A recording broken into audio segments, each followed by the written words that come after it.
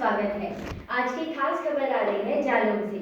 Ukraine से जालौन लौटी छाया, मां ने नम आंखों से आरती उतारकर किया गुलाब। छाया के परिजनों ने बेटी को गले लगाकर भारत सरकार का किया धन्यवाद।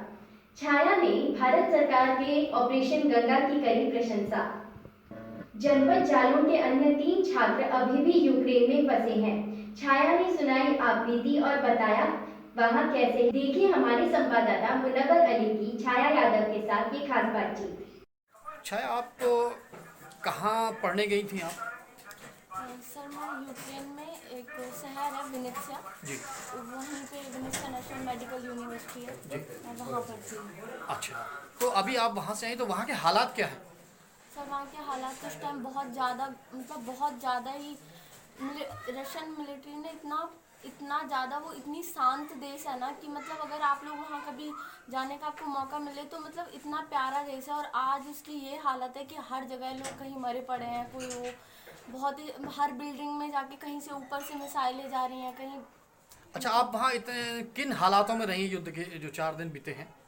पर हमें पहले दिन तो हमारे आसपास के शहर जो मेन थे वहाँ पे हमले हुए, हमारे शहर में तो नहीं था, बट दूसरे दिन सुबह 4 बजे से हमारे यहाँ सायरन बजने स्टार्ट हुए।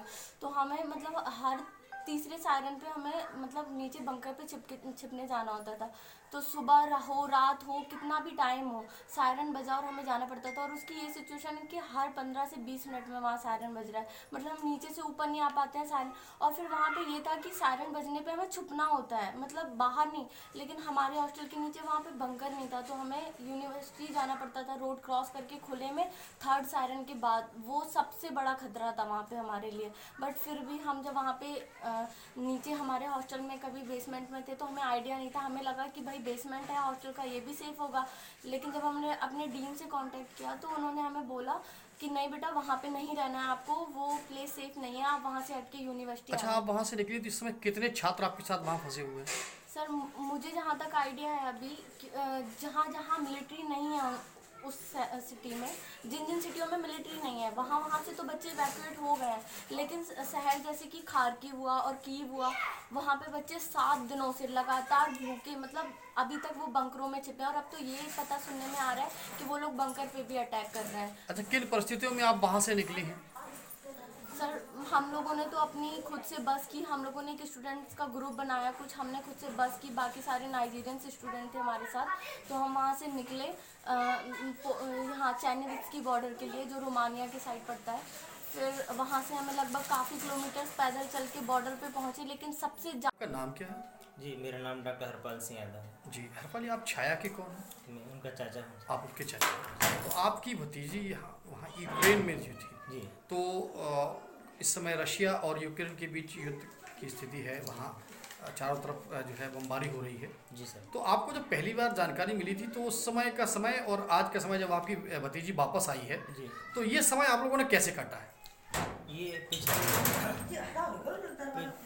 जी तो सर जो आपने बात कही कि जब से युद्ध शुरू हुआ जी और हमें ये पता चला कि वहाँ पर हालात ख़राब से बद से बदतर होते जा रहे हैं, जी तो हम लोगों ने प्रयास किया, मतलब मानसिक रूप से बहुत परेशानी उठानी पड़ी। जी और ये प्रयास किया मीडिया से कि कहीं ना कहीं कनेक्टिविटी में बनी रहे। जी और कनेक्टिविटी में रहते रहते ये जो पता चला कि कुछ बच्चे जी किन्हीं मतलब हालातों को पार करते हुए रोमानिया बॉर्डर की तरफ जा रहे हैं। जी तो हम लोगों ने ये कहा कि बेटा ऐसा करो कि किसी तरह अपने सीनियर से बात करके जी और बॉर्डर तरफ जाने की कोशिश करो, जी क्योंकि वहाँ और भी हमारे साथ के बच्चे होंगे तो आपको हेल्प होगी।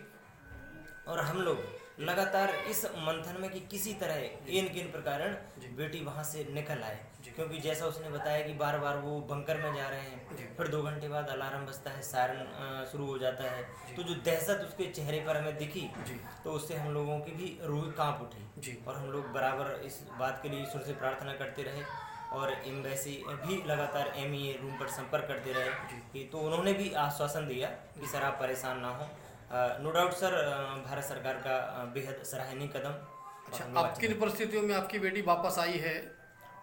ये सर बहुत सर मार्मिक कहें एक मार्मिक छोटी सी कहानी है कि बेटी वहाँ से बस द्वारा 550 किलोमीटर लगभग उसने दूरी तय की। जी। उसके बाद बीच में चेकिंग हुई तो वहाँ से उतर गई और पैदल चल के जी। लगभग 5-5 किलोमीटर लंबी लाइनों में क्रॉस करते हुए वो, जी। अब कहते ना कि जान है तो जहान है, जी। तो हम लोग उसे हौसला बंधाते रहे बार बार। जी। और उसने वो भीड़ क्रॉस की और भीड़ क्रॉस करने के बाद -5 डिग्री सेंटीग्रेड जो तापमान है वहाँ का, उसकी परवाह ना करते हुए किसी तरह एक दूसरे का हाथ पकड़ के उसने कहा कि अंकल जी यहाँ बर्फ़ गिरने जैसे हालात हैं। और उसके बाद भी वो मतलब अपनी जान पे बाजी लगा के उसने बॉर्डर क्रॉस किया। अच्छा, भारत सरकार ने जो पहल की थी उसके बाद जो वहाँ यूक्रेन में फंसे छात्रों को बाहर लाया जी गया, सर। तो इस बारे में आप भारत सरकार के लिए क्या कहेंगे? भारत सरकार के लिए मतलब हृदय से हम आभार व्यक्त करना चाहेंगे। हमारी उनके प्रति कृतज्ञता है विदेश मंत्रालय के प्रति और माननीय जो इस समय जालौन की और खास खबरों के लिए देखते रहिए भोर वैभव।